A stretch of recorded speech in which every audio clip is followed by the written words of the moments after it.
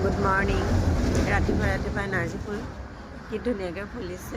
এইবোৰ কি ধুনীয়াকৈ ফুলিছে, নাৰ্চাৰীৰ পৰা অনা হয়। ধুনীয়াকৈ ফুলিছে, বহুত ডাঙৰ ডাঙৰ পাহিবোৰ। দেখিয়ে ভাল লাগিছে, মানে ইমান ধুনীয়াকৈ যে ফুলিছে। চব নাৰ্চাৰীৰ পৰা আনি ৰোৱা হয়।